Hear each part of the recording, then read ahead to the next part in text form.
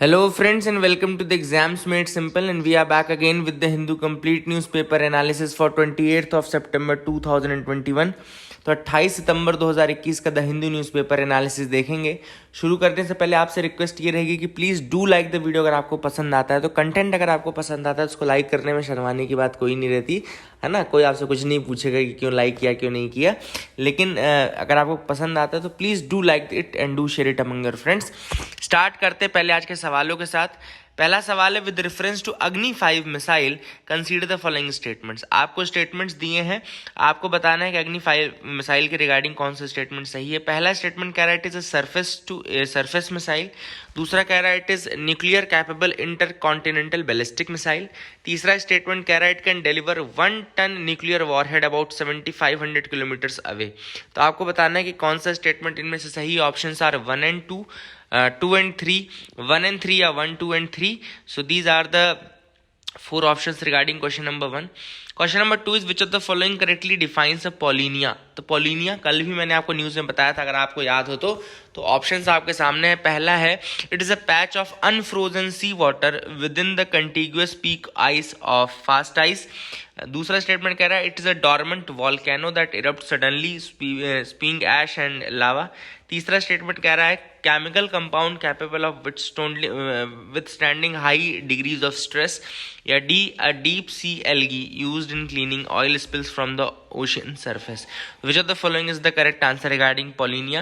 Question number 3 is which of the following are the possible consequences of climate change? Climate change के possible consequence इनमें से कौन से हो सकते हैं। फर्स्ट कह रहा है introduction of non-native and invasive species to different marine ecosystems। दूसरा कह रहा है deoxygenation of oceans। तीसरा कह रहा है rise in the mean sea level। Which of the following can be the possible consequences? Options आपके सामने है 1 and 2, 2 and 3, 1 and 3 या 1, 2 and 3। ठीक है ना। Now let me tell you the answers for these questions. Answers मैं आपको बताता हूँ, लेकिन आप अटेम्प्ट अपनी तरफ से जरूर करिएगा। Please do attempt the questions from your side. Easy questions हैं, इनको भी अगर आपने अटेम्प्ट नहीं किया तो फिर मैं भी आंसर्स फिर एक दिन डिले करके देना शुरू कर दूंगा। अगर आप लोग अटेम्प्ट नहीं करेंगे तो अटेम्प्ट जरूर करिएगा। आसान सवाल है, अटेम्प्ट करिएगा। पहला सवाल मैंने पूछा था कि अग्नि 5 के रिगार्डिंग, तो कोई इसका अग्नि 5 है। सिंपल सा फंडा याद रखना है, मैंने पहले ही बताया था आपको कि जो स्पीड होती है वो उनके नंबर्स पे डिपेंड करते हैं। जैसे अग्नि 5 है तो उसकी जो स्ट्राइक कैपेबिलिटी है वो 5000 किलोमीटर्स है। ठीक है ना। तो इसका सी थर्ड जो रहेगा वो गलत हो जाएगा, इसलिए जो आंसर होगा वो सी हो जाएगा, सॉरी वो ए हो जाएगा 1 and 2 ओनली, क्योंकि तीसरा स्टेटमेंट गलत हो गया। तो 1 and 2 A will be the answer. दूसरा सवाल पॉलिनिया, तो कल मैंने इजीली पढ़ाया था, A will be the answer for that. मैंने आपको बताया था कि एक आइस के अंतर्गत जब एक पैच ऑफ आइस रहता है जो कि मेल्ट हो जाता है, जहाँ पे मतलब जम नहीं पाती, तो वो जो होल होता है वो पॉलिनिया कहलाता है। तो ए विल बी द आंसर। तीसरा सवाल देखो, ऐसा क्वेश्चन मैं क्यों दे रहा हूँ आपको, ताकि आपको यूपीएससी का भी एक आइडिया लग जाए। यूपीएससी ऐसे सवाल पूछता है बहुत, which of the following are the possible consequences of this, which of the following are the possible outcomes of this. याद रखेगा, जब भी पॉसिबल आउटकम्स होते हैं तो पॉसिबल आउटकम्स में अमूमन मैं बोल रहा हूं कि जो आंसर रहता है वो ऑल ऑफ द अबव ही रहता है, मतलब जितने पॉइंट्स, क्योंकि पॉसिबिलिटी आप किसी चीज की डिटरमाइन नहीं कर सकते। पॉसिबिलिटी तो कुछ भी है ना, लाइफ में कुछ भी पॉसिबल है, किसी भी चीज में। तो क्लाइमेट चेंज का क्या इंपैक्ट पॉसिबल है वो कोई नहीं जानता, कल को कुछ भी हो सकता है। तो अमूमन जो इसके आंसर्स रहते हैं ना वो ऑल ऑफ द अबव के टाइप के रहते हैं। तो इसका भी आंसर 1, 2 and 3 तीनों ही होगा। आगे मूव करते हैं mains question of the day की तरफ। तो आज का mains question of the day है, what can be done to achieve the renewable energy targets that India has set. तो आप सबको पहले तो एक में पता होना चाहिए कि क्या इंडिया का रिन्यूएबल एनर्जी टारगेट है एट प्रेजेंट, है ना। पहले 175 गीगावाट था 2022 तक, अब आगे क्या है टारगेट, वो पहली चीज आपको पता होनी चाहिए। दूसरी चीज जो आपको पता होनी चाहिए वो होनी चाहिए कि क्या करना पड़ेगा इंडिया को अगर उसको अपने टारगेट्स को पूरा करना है, तो रिन्यूएबल एनर्जी के टारगेट्स को। तो this is the question that I have asked, what can be done for to achieve the renewable energy targets that India has set. तो please do answer me that also. आगे move करते हैं, news analysis part में आते हैं। पहली जो news है वो है आईआईटी बॉम्बे के रिसर्चर्स ने डेवलप की एक मेमोरी टेक्नोलॉजी। याद रखिएगा, आईआईटी बॉम्बे के रिसर्चर्स ने डेवलप की एक memory technology that can revolutionise the Indian industry and many applications that need semiconductor chips. ऐसे बहुत सारे एप्लीकेशन जिनमें सेमीकंडक्टर चिप्स की जरूरत पड़ती है। इंडियन इंडस्ट्री को रेवोल्यूशनाइज कर सकती है ये डिस्कवरी। एंड डिफेंस सेक्टर में खासतौर पे ऑटोमोबाइल पे और जो सेल फोन मैन्युफैक्चरिंग है उनके लिए बहुत ज़्यादा रेवोल्यूशनरी टेक्नोलॉजी है। और ये जो टेक्नोलॉजी कहलाती है इसको कहते हैं वन टाइम प्रोग्रामेबल मेमोरी। अगर आपसे कोई पूछे कि वन टाइम प्रोग्रामेबल मेमोरी के बारे में, तो याद रखिएगा अभी रिसेंटली IIT बॉम्बे का कंसेप्ट है वन टाइम प्रोग्रामेबल मेमोरी। अब आप सबको पता होगा कि मेमोरी दो तरह की होती है, प्राइमरी मेमोरी, सेकेंडरी मेमोरी। जैसे कंप्यूटर्स में अगर हम बात करें तो जैसे रैम हो गई, रैम तो उसकी हो गई प्राइमरी वाली मेमोरी हो गई है ना, वोलेटाइल जिसको बोलते हैं, ये रैम वोलेटाइल होती है ये। फिर सेकेंडरी मेमोरी में आपका क्या आता है, आपका हार्ड डिस्क वार्ड डिस्क आता है। जैसे हार्ड डिस्क हो गई, फ्लैश मेमोरी हो गई, ये एग्जांपल्स हैं मेमोरी टेक्नोलॉजी के। इसी तरीके से वन टाइम प्रोग्रामेबल मेमोरी जो है ये भी एक मेमोरी है, one time programmable memory which can be written once. याद रखेगा, इसके कैरेक्टरिस्टिक्स याद रखेगा, यही क्वेश्चन आएगा। अगर आपसे क्वेश्चन पूछेगा ना तो कैरेक्टरिस्टिक्स पे ही क्वेश्चन पूछेगा। तो इसका कैरेक्टरिस्टिक सिंपल पहले याद रखिएगा, it can be written once. Then दूसरा इसका कैरेक्टरिस्टिक है दैट की it can be stored for a lifetime. याद रखिएगा, it can be written once, stored for lifetime, retrieved and used many times. याद रखिएगा, it can be written once, stored for a lifetime, retrieved and used for many times. So these are the characteristics of this one time programmable memory. I hope you got clarity regarding that. दूसरी जो news है वो है Goa government की फेनी policy 2021 अभी release की गई है। फेनी पॉलिसी 2021, फेनी एक्चुअली वहाँ का एक ड्रिंक है और उसको हेरिटेज ड्रिंक की तरह पुट फॉरवर्ड किया गया है गोवा गवर्नमेंट द्वारा। याद रखिएगा कि वैसे सुनने में अजीब लगेगा लेकिन GI टैग मिला है एक अल्कोहलिक ड्रिंक को। तो एक्चुअली गोवा की जो कैश्यू फेनी है, feni is very popular in Goa. Goa में फेनी बहुत पॉपुलर होती है। दो मोस्ट पॉपुलर फेनी है वहाँ पे, cashew feni and toddy palm feni. याद रखिएगा, एक तो कैश्यू फेनी है एंड दूसरी जो टॉडी पाम फेनी है वो दोनों इंपॉर्टेंट है, ठीक है ना। एंड जो आपकी ये फेनी है गोवा में, बेसिकली साउथ गोवा वाला पार्ट में ज़्यादा अल्कोहलिक कंटेंट यहाँ पे रहता है, ठीक है ना। एंड इसका जो ये ड्रिंक, जो फेनी ड्रिंक है, ये लगभग 1585 में बनी थी, 1585 में बनाई गई थी। बहुत पुरानी ड्रिंक है। एंड कैश्यू फेनी, याद रखिए, कैश्यू फेनी जो ये काजू वाली फेनी होती है ना, it has been awarded the geographical indication registration. GI tag मिला हुआ है 2009 से। याद रखिएगा, स्पेशलिटी अल्कोहलिक बेवरेज है गोवा का एंड इसको GI टैग दिया गया है इन 2009 कैश्यू फेनी को। याद रखिए, cashew feni has been given the GI tag for that, ठीक है ना। I hope you got clarity.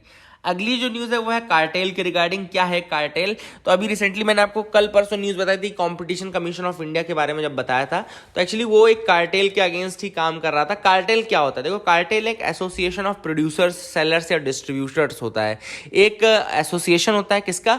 या तो उसमें प्रोड्यूसर्स का एसोसिएशन आप मान लो, सेलर्स का एसोसिएशन मान लो, डिस्ट्रीब्यूटर्स का एसोसिएशन मान लो। अब ये लोग क्या करते हैं? ये वो लोग होते हैं जो कोई चीज़ प्रोड्यूस कर रहे हैं। अब ये मिल करके क्या करते हैं, एक ग्रुप बना लेते हैं और फिर अपने मन से ये प्राइजेस को रेगुलेट करते हैं, अपने मन से फिर ये डिस्ट्रीब्यूशन सेल, ये सारी चीज़ें देखते हैं। तो कुल मिलाकर के कार्टेल ऐसे लोगों का ग्रुप है, ऐसे प्रोड्यूसर्स, सेलर्स, डिस्ट्रीब्यूटर्स, ट्रेडर्स का ग्रुप है जो कि एक ग्रुप बना करके फिर प्राइजेस को, डिस्ट्रीब्यूशन को, सेल को, प्रोडक्शन को, सबको मैनिपुलेट करते हैं as per their own wish, ठीक है ना। That is the thing which is important. इसके अलावा इंटरनेशनल कॉम्पिटिशन नेटवर्क ICN एक बॉडी है, इंटरनेशनल कॉम्पिटिशन नेटवर्क, जो कि ग्लोबल बॉडी है dedicated to informing competition laws and has a simpler definition. मतलब कि जो इंटरनेशनल कॉम्पिटिशन नेटवर्क है वो ग्लोबल बॉडी है जो कि इन्फोर्स करती है कॉम्पिटिशन लॉज को। इंटरनेशनल कॉम्पिटिशन नेटवर्क, याद रखेगा, इंटरनेशनल कॉम्पिटिशन नेटवर्क एक ग्लोबल बॉडी है जो किस तरीके से जो कॉम्पिटिशन है उसको मॉनिटर करती है, ठीक है ना। तो that is the thing which is important. अब इसके अकॉर्डिंग जो कार्टेल की डेफिनेशन है वो बहुत ही सिंपल डेफिनेशन है, ठीक है ना। इसके अकॉर्डिंग जो कार्टेल की डेफिनेशन है बहुत ही सिंपल डेफिनेशन है। कार्टेल की डेफिनेशन में ये कहता है कि एक तो पहले एग्रीमेंट होना चाहिए, there should be an agreement, there will be an agreement, है ना। एंड दूसरा इसके अंदर एक बिटवीन द कॉम्पिटिटर्स, ये एग्रीमेंट जो होना चाहिए वो बिटवीन द कॉम्पिटिटर्स होना चाहिए। इसके अलावा अगेंस्ट द कॉम्पिटिटर्स होना चाहिए, मतलब कि बाकी फिर टू रिस्ट्रिक्ट द कॉम्पिटिशन, फिर फ्यूचर में कोई कॉम्पिटिशन ना आए इस कारण से इसको बनाया जाता है कार्टेल को, ठीक है ना। तो एक एग्रीमेंट होता है कॉम्पिटिटर्स के बिटवीन ताकि कॉम्पिटिटर्स को रोका जा सके। एक और चीज आपको बता दूं कि जो इंटरनेशनल कॉम्पिटिशन नेटवर्क मैंने आपको बताया, इंटरनेशनल कॉम्पिटिशन नेटवर्क बताया जो आपको, ये एक इनफॉर्मल और एक वर्चुअल नेटवर्क है जो कि cooperation between the competition laws authorities globally, जो कंपटीशन लॉ अथॉरिटीज हैं ग्लोबली उनके बीच का एक इनफॉर्मल एंड वर्चुअल नेटवर्क है। तो ये भी एक चीज़, एक कैरेक्टरिस्टिक याद रखिएगा कि international cooperation, international competition network जो है वो एक वर्चुअल नेटवर्क है, वो एक इनफॉर्मल नेटवर्क है जो कंपटीशन बॉडीज हैं वर्ल्ड की उनके बीच में। एंड इसको स्टैब्लिश किया गया था 2001 में, याद रखिएगा। It was established in 2001। This is the thing which is important, it was established इन 2001, 2001 में इसको स्टैब्लिश किया गया था, ठीक है। तो ये भी आपको याद रख सकते हैं, that is another thing which is important. I hope you got clarity. And cartelisation से क्या होता है, कार्टेल बेसिकली क्या करते क्या है, दे फिक्स द प्राइजेस, वो बिड रिगिंग कर देते हैं और फिक्स करके प्राइजेस अपने मोनोपोली रेट में फिर चीज़ों को सेल करते हैं। तो ये एक्चुअली ये सब कार्टेल के कैरेक्टरिस्टिक्स हैं। I hope you got clarity regarding that. अब आगे मूव करते हैं, देखते हैं क्या इंपॉर्टेंट न्यूज आइटम्स है। Right to government aid is not a fundamental right, this is what the Supreme Court has said. The Supreme Court has very clearly said that right to government aid is not a fundamental right। मतलब कि आप एक अगर institution बना रहे हो तो you can not just say that कि आपने इंस्टीट्यूशन बनाया इसलिए आपका एक फंडामेंटल राइट हो जाता है कि आपको जो फंडिंग है या गवर्नमेंट एड है वो मिलेगी ही मिलेगी। तो यहाँ पे आप देख सकते हैं the right of an institution whether run by a majority और माइनॉरिटी कम्युनिटी। यहाँ पे बहुत क्लियरली सुप्रीम कोर्ट ने कहा है कि एक इंस्टीट्यूशन चाहे वो माइनॉरिटी रन कर रही हो या मेजॉरिटी कम्युनिटी रन कर रही हो, उसको फंडामेंटल या गवर्नमेंटल एड रिसीव करने का राइट नहीं है। It does not have a right to receive the government aid, they have to follow a set of rules. अगर आपको एड चाहिए तो you have to follow the set of rules. Government ने जो कंडीशंस बनाई होंगी आपको वो फॉलो करनी पड़ेंगी, रूल्स फॉलो करने पड़ेंगे, तभी आपको वो फंडिंग मिलेगी। Otherwise you don't have a right, है ना। And by virtue of being from minority community और from being majority community, you not just claim that कि आपको वो अधिकार मिलता है ना। तो दैट इज अ थिंग, आपको कंडीशंस होती हैं, देयर इज सम कंडीशंस, है ना। इसके अलावा सुप्रीम कोर्ट ने कहा an institution is free to choose to accept the grant with the conditions और go on its own way. तो यहाँ पे उन्होंने कहा कि इंस्टीट्यूशन अपनी जो मतलब जो गवर्नमेंट कंडीशंस रखेगा, इंस्टीट्यूशन या तो उनको फॉलो करे और ग्रांट एक्सेप्ट करे या फिर अपने तरीके से वो काम करती रहे, ठीक है ना। तो that is a thing which is important. I hope you got clarity regarding that, आपको समझ में आ गया होगा। आगे मूव करते हैं, देखते हैं और क्या इंपॉर्टेंट न्यूज आइटम्स है जिनके बारे में हमको डिस्कस करना है। तो you can move with me, यहाँ पे आप मेरे साथ आगे बढ़ सकते हैं। Let's come to this part. यहाँ पे ऐसे तो कोई नहीं है, okay. Now let's come to the editorial part. Happymon Jacob द्वारा लिखा गया आर्टिकल है the Quad could end up running out of steam. अब ये जो आर्टिकल लिखा गया है इसमें सिंपल सा फंडा मैं आपको बता दूं। इसका आर्टिकल के लिखने का जो कारण है वो ये है कि पहली चीज तो क्वाड जो है अपनी रेलिवेंस वो खोता जा रहा है, quad is losing its relevance. दूसरी चीज के बारे में उन्होंने लिखा है कि ऑकस के बनने के बाद तो क्वाड का और ज्यादा जो वर्चस्व है बिल्कुल डिक्रीज हो चुका है। एंड क्या करना चाहिए कि क्वाड अपनी वैल्यू दोबारा से रीगेन करे और क्यों इंडिया के लिए इंपॉर्टेंट है, ये सारी चीज अपन इस आर्टिकल में डिस्कस करेंगे। तो आई hope you will be with me. आगे मूव करते हैं। इसी आर्टिकल में अब सबसे पहले ऑथर ने कहा है कि क्वाड ग्रुप आप सबको पता है 4 मेंबर हैं, इंडिया, यूएसए, ऑस्ट्रेलिया, जापान। फिर एक नया ग्रुप बनाया गया ऑकस, ऑस्ट्रेलिया, यूके, यूएस, ठीक है ना। It's a new partnership group and it can मतलब अगर क्वाड ने खुद को शेप अप नहीं किया so it will become irrelevant. तो ऑथर का ये कहना है कि अगर क्वाड ने खुद को शेप अप नहीं किया और अपने टर्म्स को मतलब कि स्पेसिफिक नहीं बनाया तो फिर वो बहुत ज़्यादा इररेलेवेंट हो जाएगा, ठीक है ना। ऑथर ने सबसे पहले मतलब बताया कि ऑकस किस तरीके से अच्छा है, अच्छी ग्रुपिंग है, इसके बारे में पहले ऑथर ने बात की है। सबसे पहली बात ऑकस के बारे में ऑथर कहते हैं कि it helps to reassure its allies of the US security commitment. तो ये यूएस के जो एलाइज हैं, जो स्पेशली जो इंडो पैसिफिक रीजन में रह रहे हैं, उनके लिए यूएस ने एक तरीके से ऑकस बना करके एक कमिटमेंट को रीअश्योर किया कि हाँ मैं आपकी सिक्योरिटी सेफ्टी के लिए काम करूंगा। तो एक तरीके से रीअश्योरेंस के लिए ग्रुप बनाया गया है, अगर आपने देखा हो। सो दैट इज द थिंग कि यूएस का जो सिक्योरिटी कमिटमेंट है तो उसको उन्होंने फुलफिल करने के लिए इसको बनाया। दूसरा पार्ट एक बहुत इंपॉर्टेंट चीज़ है कि इसमें सबसे इंपॉर्टेंट पार्ट जो है इस पूरी ऑकस डील का वो है अमेरिका के द्वारा जो न्यूक्लियर सबमरीन टेक्नोलॉजी है वो ऑस्ट्रेलिया को दी जा रही है। तो that is a very big thing, क्योंकि अभी तक जो भी ग्रुपिंग्स थी उसमें ये जो मिलिट्री एस्पेक्ट है कहीं ना कहीं मिसिंग है। ये मैं बताऊंगा, ये इस आर्टिकल का बहुत इंपॉर्टेंट पॉइंट है, आगे मैं आपको बताऊंगा। तीसरा है ऑकस में set alarm bells ringing for the Quad AUKUS is still a shot in the arm for larger Indo-Pacific agenda which US, India, Japan, Australia are key partners. लेकिन AUKUS जो है उसमें जो ये मिलिट्री एस्पेक्ट आ गया है, that is a very big thing, that is a very big difference. यहाँ पे आप देख सकते हैं लिखा हुआ है ऑथर ने कि AUKUS जो है वो रिप्लेस नहीं करेगा क्वाड को, हो सकता है अभी for the matter being, but it is much more specific, क्योंकि इसने वो डोमेन टच कर ली है जिसको टच करने से क्वाड ग्रुप अभी तक डरता आ रहा था. क्वाड ग्रुप देखो मिलिट्री एस्पेक्ट को टच नहीं कर रहा था, लेकिन AUKUS देखो, AUKUS ने बहुत ही एलिगेंटली मिलिट्री डोमेन को टच कर लिया और इसमें उन्होंने न्यूक्लियर सबमरीन ट्रांसफर करने की बात की है. कुल मिलाकर के जो लिमिट्स लगा रखी थी क्वाड ने अपने ऊपर में, AUKUS ने उन लिमिट्स को क्रॉस कर दिया है. क्वाड ग्रुप जो जिस चीज को कहने में इनेबल हो रहा था, इनेबिलिटी शो कर रहा था, उस चीज को AUKUS ने ऑलरेडी शो कर दिया है. So basically that is the thing which is very very important कि किस तरीके से AUKUS क्वाड से डिफरेंट है और किस तरीके से ये उस चीज को आगे बढ़ा रहा है.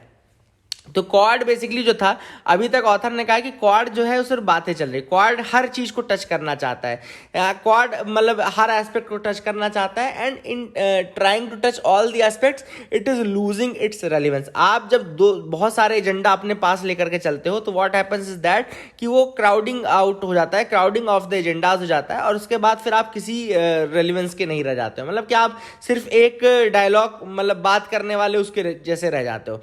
तो उन्होंने ऑथर ने यही कहा है कि ना तो क्वाड का कोई सेक्रेटेरिएट है, ना ही चार्टर है ना, ना ही क्लियर सेट एक्टिविटीज. जैसे AUKUS की एक्टिविटी क्लियर है लेकिन क्वाड की नहीं है. तो इसके लिए ऑथर ने यही कहा है कि it can only be a, मतलब एक तरीके से क्या बन के रह जाएगा, ये बात करने का जस्ट अ टॉक शॉप बन जाएगी.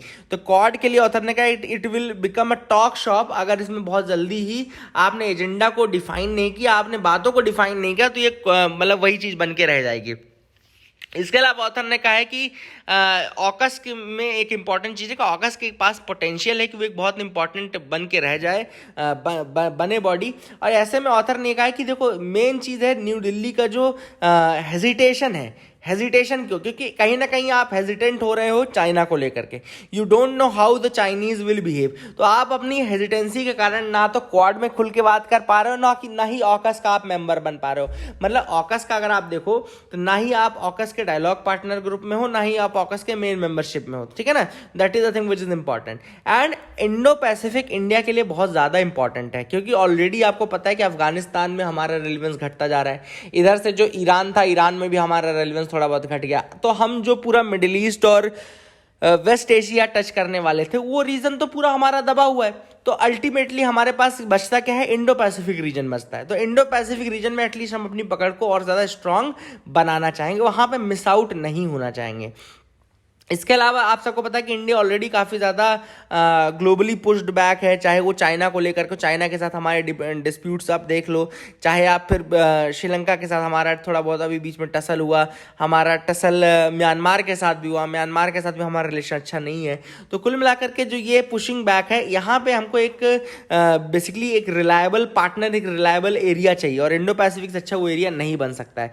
That is the reason why we don't want to miss on the opportunity to put our relevance in the Indo-Pacific regime at least. It is also a major way of, now author ने एक और चीज़ कही कि AUKUS एक और important चीज़ है. क्यों important है AUKUS या क्वाड, जो भी आप जैसे भी इंडो पैसिफिक रीजन में कंट्रोल कर सको? क्यों इम्पॉर्टेंट? क्योंकि चाइनीज़ हेजेमोनी को अगर आपको रोकना है तो आपको किसी ना किसी ग्रुप के थ्रू वो रोकना पड़ेगा. तो चाइनीज़ हेजेमोनी को रोकने के लिए जो इंडिया प्रयास कर सकता है, वो इन्हीं ग्रुपिंग्स को इम्पॉर्टेंट बना करके ही कर सकता है. ठीक है ना. Now, author ने कहा कि given this context, if AUKUS potentially overshadows the enthusiasm around the Quad, it would be disadvantageous to India's interest in the Indo-Pacific region. तो ऐसे में author ने कहा कि अगर AUKUS ने overshadow कर दिया Quad को, तो फिर वो हमारे लिए disadvantageous है, क्योंकि ना तो हम AUKUS के मतलब उसमें है, अलायंस में है, ना ही हम उसके पार्टनर, ना ही अलायंस पार्टनर है, ना ही मेंबर कंट्री में है. तो AUKUS के ना तो हम अलायंस पार्टनर है, ना ही मेंबर कंट्री है. That is why we will be on the losing end. And now author यही कह रहे हैं कि क्वाड जो है उसके पास सबसे बड़ा चैलेंज यही कि वो किस तरीके से एक टॉक शॉप बन के रह जाएगा. मतलब वो केवल एक टॉक शॉप बन के रह जाएगा, क्योंकि क्लियर एजेंडा सेट नहीं है और सारे एजेंडा कहीं ना कहीं आपने ले लिए हैं. That is the problem.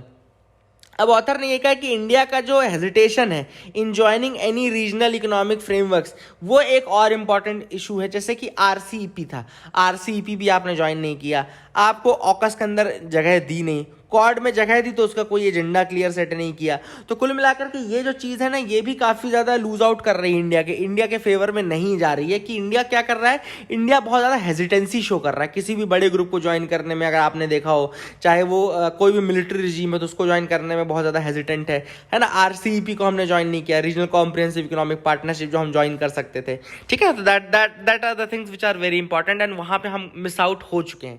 तो ऐसे में अगर हम चाहेंगे कि हमारा इन्फ्लुएंस रीजन में बढ़ा रहे तो वो कैसे पॉसिबल है, that will not be a possible thing ना।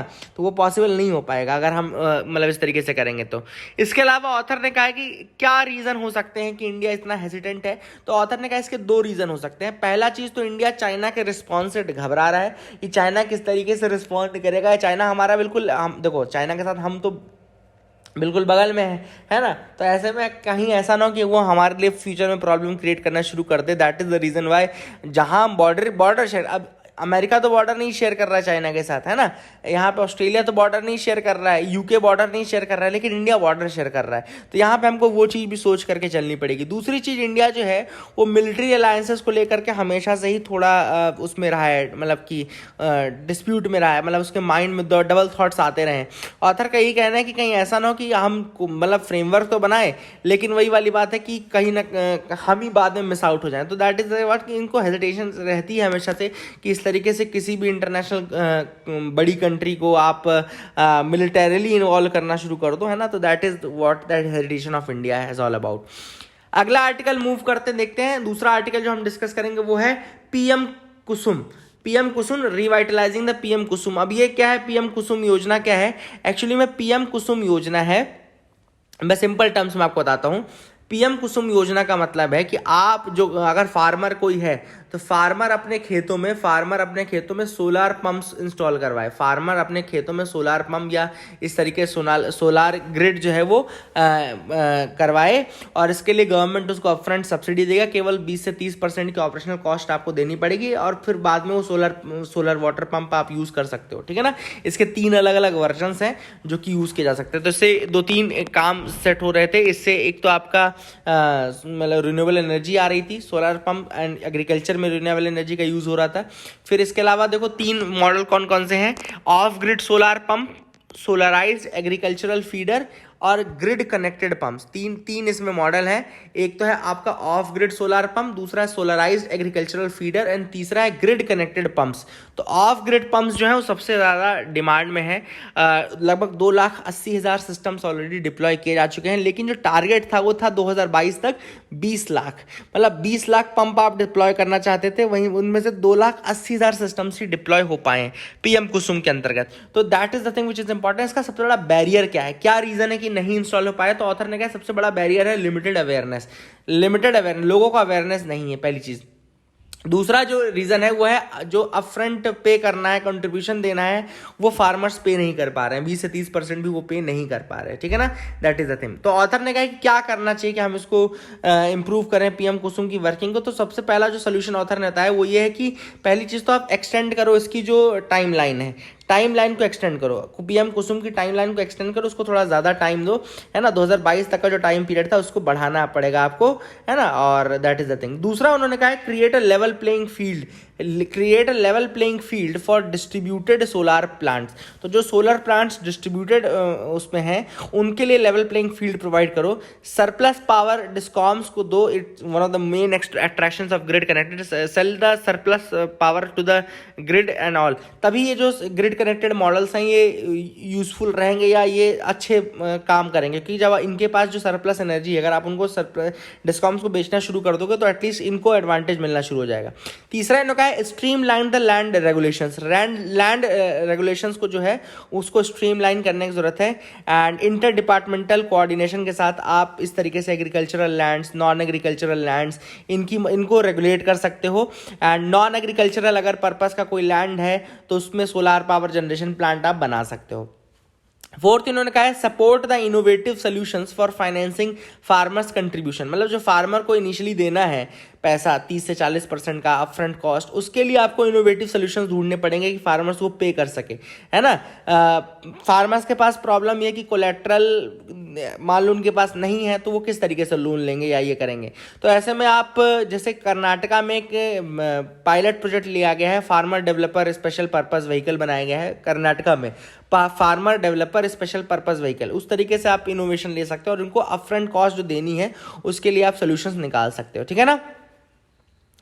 यहाँ पे फिर उन्होंने कहा कि extensively pilot grid connected solar pumps, इन्होंने कहा ग्रिड कनेक्टेड सोलार पंप्स को बढ़ावा देने की जरूरत है। अभी सबसे बड़ा जो ऑब्स्टेकल है वो ये है कि जो उनकी इकोनॉमिक वायबिलिटी है, इकोनॉमिक वायबिलिटी नहीं मिल पा रही, मतलब कि इकोनॉमिकली वो वायबल नहीं लग रहे हैं, ठीक है ना। तो ऐसे में फिर जो फार्मर्स है वो भी अनविलिंग है कि ऐसा ना हो कि नुकसान हो जाए। सरप्लस पावर कहाँ जाएगी, तो सरप्लस पावर को बेचने के एग्रीमेंट मैंने जैसा कि पहले बताया था आपको ग्रिड कनेक्टेड मॉडल के लिए, प्लस उनको एक ट्रस्ट देना पड़ेगा, एक ट्रस्ट स्टैब्लिश करवाना पड़ेगा गवर्नमेंट को मिलकर के, डिस्कॉम्स को, फार्मर्स के साथ एक ट्रस्ट डेवलप करवाना पड़ेगा, तभी ये काम हो सकता है। तो द मिसिंग ट्रस्ट वो भी आपको डेवलप करने की जरूरत है, that is the thing which is important. आगे मूव करते हैं, देखते हैं और क्या इंपॉर्टेंट न्यूज आइटम्स है जिनके बारे में हमको डिस्कस करना है। So that is another thing which is important. यहाँ पे है army trying to fix issues with indigenous guns. अब यहाँ पे ऑथर ने कहा कि आर्मी जो है वो इंडिजिनस गन्स प्रोड्यूस करने के बाद अब अपने मतलब जो इम्पोर्ट के ऊपर उसकी डिपेंडेबिलिटी थी उसको कम कर रहा है। यहाँ पे दो चीज़ों का नाम लिया गया है, पहला तो है याद रखिएगा आपका ऑर्डिनेंस फैक्ट्री बोर्ड और दूसरा है defence research and development organisation. इसमें उन्होंने दो गन्स की बात की, मैं दोनों आपको बता दूं। पहली जो गन है इसमें वो है आपकी advanced towed array gun system, ATAGS। ATAGS क्या है, ATAGS क्या है आपका advanced towed array gun system, advanced towed array gun system, that is the first thing. ये किसने बनाई है, it's a 155 mm 52 calibre heavy artillery gun jointly developed by the DRDO। तो jointly developed by DRDO in partnership with Bharat forge and the Tata group. तो DRDO ने Bharat forge और Tata group के साथ मिलकर के ये advanced towed array gun system बनाया है। 155 mm का it is 155 mm 52 calibre heavy artillery gun. तो ये याद रखिएगा, that is the thing which is very very important. I hope you got clarity regarding that, आपको समझ में आ गया होगा। फिर आगे दूसरा जो गन है इसमें वो धनुष आर्टिलरी गन है which is developed by the ordnance factory board. तो ऑर्डिनेंस फैक्ट्री बोर्ड द्वारा बनाया गया ये धनुष आर्टिलरी गन है, that is another gun which is important. I hope you got clarity. DRDO tests Akash prime missile. अब यहाँ पे आकाश प्राइम, आकाश कैसी मिसाइल है, सरफेस टू एयर मिसाइल है, याद रखिएगा आकाश प्राइम कैसी है, सरफेस टू एयर मिसाइल है। और इसको चांदीपुर में इंटीग्रेटेड टेस्ट रेंज फैसिलिटी जो है उड़ीसा चांदीपुर में, वहाँ से इसको टेस्ट किया है आकाश प्राइम को। ये याद रखिएगा सरफेस टू एयर मिसाइल है। सरफेस मिसाइल कौन सी बताई मैंने आपको, सरफेस टू सरफेस याद रखिएगा, पृथ्वी, अग्नि और ब्रह्मोस भी आपकी कह सकते हैं। तो पृथ्वी, अग्नि, ब्रह्मोस ये आपकी सरफेस टू सरफेस मिसाइल है। आकाश आपकी सरफेस टू एयर मिसाइल है। नाग जो है वो एंटी टैंक मिसाइल है, ठीक है ना। तो इसको दोबारा मैं थोड़ा सा लिख के बताता हूँ। देखो सरफेस टू सरफेस मिसाइल्स में आपका आता है, सरफेस टू सरफेस में आता है पृथ्वी और अग्नि जो मैंने आज आपको बताया, अग्नि, ठीक, क्वेश्चन में पूछा था अग्नि, वो सरफेस टू सरफेस है। सरफेस टू एयर में मैंने आपको बताया आकाश हो गया, आकाश हो गई, और एंटी टैंक में आपका नाग हो गया, नाग मिसाइल जो एंटी टैंक मिसाइल है। ब्रह्मोस भी आपका सरफेस टू सरफेस भी होता है, ब्रह्मोस आपका सरफेस टू सरफेस होता है। तो these are the things which are important. I hope you got clarity regarding that, आप इसको याद रखिएगा। Caste data 98% error free. अब रजिस्ट्रार जनरल ऑफ इंडिया का ये कहना है, 2016 में उन्होंने ये कहा था कि जो कास्ट का डेटा है 2011 का सोशियो इकोनॉमिक कास्ट सेंसस है, वो डेटा 98% एरर फ्री है, ऐसा उनका कहना था रजिस्ट्रार जनरल ऑफ इंडिया का, कि वो डेटा जो था वो 98% एरर फ्री था। तो अब पार्टीज ये पूछ रही हैं कि अगर वो 98% एरर फ्री डेटा था तो गवर्नमेंट उसको अनयूजेबल क्यों बताती है, क्यों उसको अनयूजेबल बता करके एक तरफ करके रखा गया है। तो that is the big question that has been asked. Panchjanya calls Amazon East India Company 2.0। अब पंचजन्य क्या है, ये आरएसएस का एक आरएसएस की एसोसिएटेड मैगजीन है जिसने ये कहा है कि पंचजन्य एक ऑर्गेनाइजेशन है जो कि आरएसएस के साथ जुड़ा हुआ है, एंड उन्होंने कहा कि अमेजन जो है वो ईस्ट इंडिया कंपनी 2.0 है, 2.0 का है। Prime Minister launches the health ID for every citizen. तो Prime Minister digital health mission, मैंने जो कल आपको बताया था, डिजिटल हेल्थ मिशन लॉन्च कर दिया गया है वीडियो कॉन्फ्रेंसिंग के माध्यम से, एंड ये बहुत इंपॉर्टेंट है। डिजिटल मिशन है on the Ayushman Bharat digital mission, इसको कहा गया है आयुष्मान भारत डिजिटल मिशन या प्रधानमंत्री डिजिटल हेल्थ मिशन आप बोल सकते हैं। एंड इसमें उन्होंने डेटा हेल्थ आईडी, जो मैंने आपको पहले ही बताया था कि इसमें हर एक जो सिटीजन होगा उसकी health ID, unique digital health ID बनाई जाएगी, और आगे से फ्यूचर से जो आपके रिकॉर्ड्स हैं उसी में डिजिटलाइज्ड फॉर्म में रहेंगे। और आप कल को मतलब अमेरिका में नहीं, कल को आप जम्मू कश्मीर में दिखाते हो, फिर दिल्ली में दिखाते हो, फिर केरला में दिखाते हो, तो जो भी हिस्ट्री रहेगी वो ट्रेस की जा सकती है because of that. Jaishankar in Mexico for independence day celebration. अब एस जयशंकर जी मेक्सिको में है for the celebration of the 200th celebration of Mexican independence. तो 200th सेलिब्रेशन मतलब कि 1821 में इनको इंडिपेंडेंस मिली होगी, तो बिल्कुल सही बात है। मैक्सिकन वॉर ऑफ इंडिपेंडेंस जो था वो 16 सितंबर 1810 से 27 सितंबर 1821 तक चला। Mexican war of independence was between 16 September 1810 to 27 September 1821 and it was an armed conflict and which resulted in the Mexico's independence from Spain. तो मैक्सिको के independence कहाँ से? स्पेन से। मैक्सिको के इंडिपेंडेंस किससे लाई गई? स्पेन से लाई गई, और बहुत लंबा चला था, 1821 तक चला। अलग अलग इवेंट्स थे इसके अंतर्गत, that is the thing which is important. And finally 1821 में ये इंडिपेंडेंस मिली उनको, ठीक है ना, दैट इज द थिंग, आप इसको याद रख सकते हैं। सो आगे मूव करते हैं। दैट इज यहाँ पे एक इंपॉर्टेंट न्यूज़ है, UK warship makes rare transit via the Taiwan Strait. तो ताइवान स्ट्रेट से बेसिकली कहना चाहिए यहाँ पे एक यूके का शिप गुजरा है ना, ताइवान स्ट्रेट से गुजरा है, और ऑलरेडी कई बार गुजरते हैं यूएसए के शिप, और ये सारी चीज़ें गुजरते रहते हैं, लेकिन अब ताइवान स्ट्रेट से कौन सा शिप गुजरा है आपका?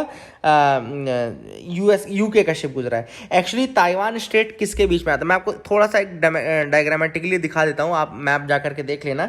जैसे अगर चाइना आप देखो तो चाइना इस तरीके से एक बाउंड्री चाइना की है, और यहाँ पर आपका एक ताइवान का, ये इस तरह से ताइवान है। आप जब देखेंगे मैप आप जाकर देख लीजिएगा, इसी तरीके से आपको मिलेगा, and I can guarantee that, क्योंकि मैं भी ऑब्वियसली बात है ज्योग्राफी का स्टूडेंट हूँ, इतना तो मुझे पता है। तो ये अगर आपका चाइना है, ये आपका ताइवान है। ऊपर जब आप देखेंगे तो यहाँ पे आपका ईस्ट चाइना सी मिल जाएगा, ईस्ट चाइना सी मिलेगा, इधर आपका पैसिफिक ओशियन रहेगा, इधर ईस्ट चाइना सी रहेगा, ये बीच में यहाँ पे ताइवान स्ट्रेट है, ठीक है ना। तो ये मैप ही एक तरीके से मैंने आपको दिखा दिया, आप जा करके चेक कर लीजिए। चाइना आपको मिलेगा, उसके नीचे आपको ताइवान मिलेगा इधर साइड, और देन आपको इधर बीच में ताइवान स्ट्रेट, ऊपर आपको ईस्ट चाइना सी मिलेगा, इधर आपको पैसिफिक ओशन मिलेगा, ठीक है ना।